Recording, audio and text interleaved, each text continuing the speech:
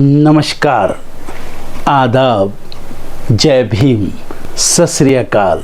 मैं हूँ माजिद सिद्दीकी और आप देख रहे हैं फोकस हिंदुस्तान न्यूज़ चैनल।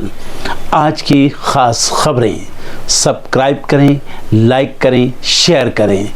फिर आऊँगा एक ताज़ा खबर को लेकर माजिद सिद्दीकी।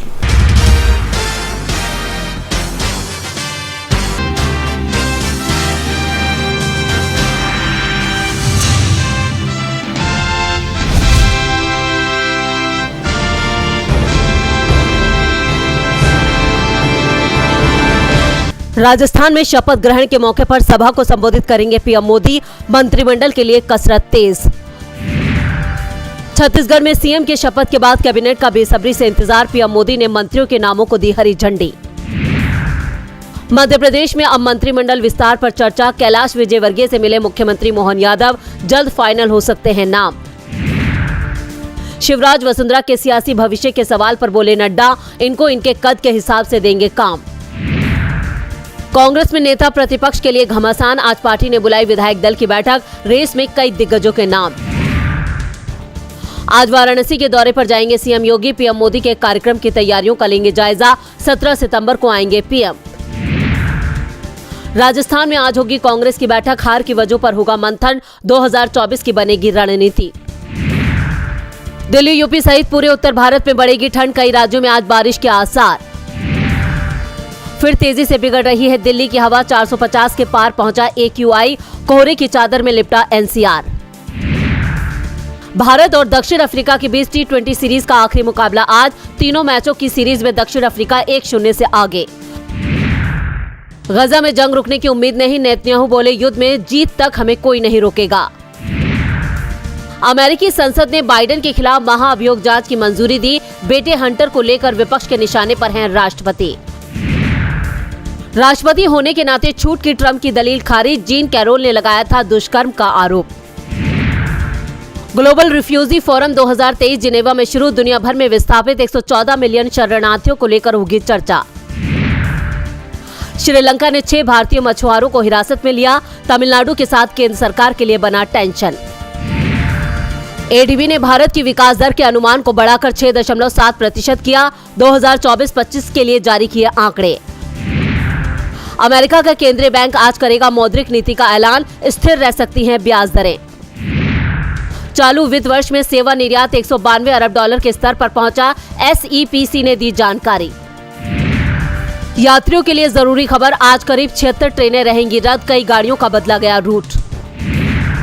आधार कार्ड को फ्री अपडेट करने की समय सीमा आज हो रही है समाप्त। अपडेट नहीं करने पर अटक सकते हैं काम।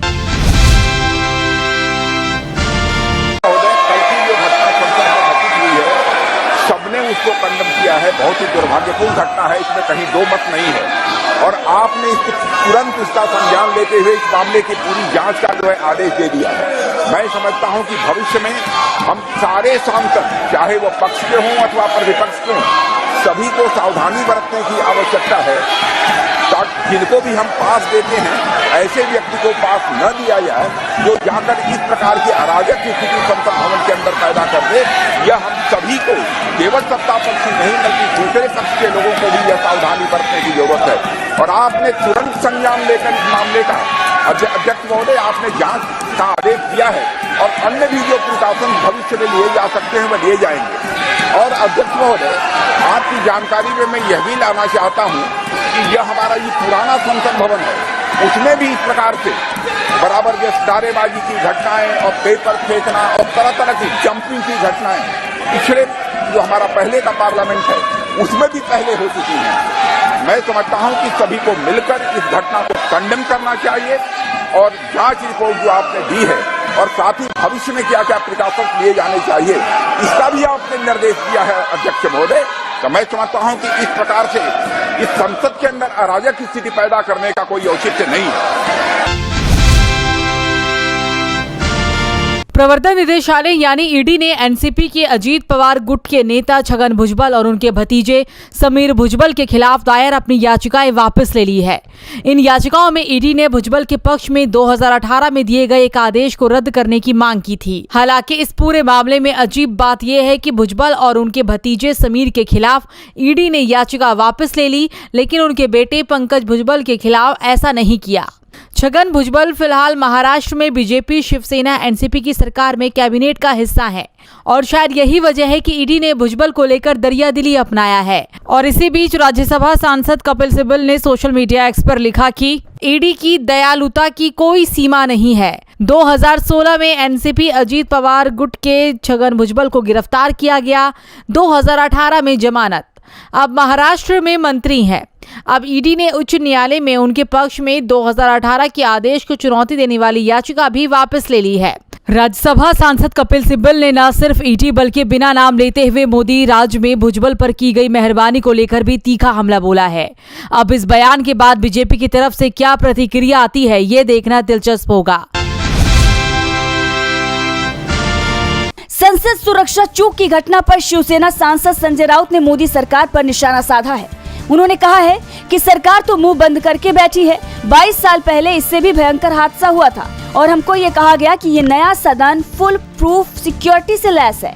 हमने कल क्या देखा, 2-4 लड़के अंदर घुस गए, महंगाई और बेरोजगारी के बारे में नारे लगाते हुए अंदर चले गए। ये ठीक नहीं है। देश के युवाओं की दिशा बदल रही है, वो निराश है और इसके लिए सरकार जिम्मेदार है। लेकिन सरकार राज्यों में शपथ ग्रहण समारोह में व्यस्त है। देश की सुरक्षा से खिलवाड़ हुआ है और ये कोई भी बर्दाश्त नहीं करेगा। अब इस मामले को लेकर पुलिस जांच में भी बड़ा खुलासा हुआ है। खबरों के मुताबिक करीब 1.5 साल पहले ये सभी आरोपी मैसूर में मिले। सागर जुलाई में लखनऊ से दिल्ली आया, लेकिन पार्लियामेंट के अंदर नहीं घुस पाया। इसके बाद 10 दिसंबर को एक एक करके सभी अपने अपने राज्यों से दिल्ली आए और इंडिया गेट के पास इकट्ठे हुए। यहाँ सभी को कलर्ड क्रैकर्स दिए गए। फिलहाल पुलिस ने इस मामले में सभी आरोपियों के खिलाफ यूएपीए सेक्शन के तहत मामला दर्ज कर लिया है।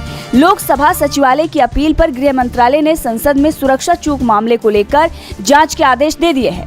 अब आपको बता दें कि बुधवार 13 दिसंबर को संसद के शीतकालीन सत्र की कार्यवाही के दौरान अचानक से 2 युवक सुरक्षा घेरा तोड़कर विजिटर गैलरी से कूद गए और सांसदों की सीट तक जा पहुंचे। कार्यवाही में मौजूदा सांसदों के मुताबिक दोनों व्यक्तियों के हाथ में टीयर गैस कनिस्टर था।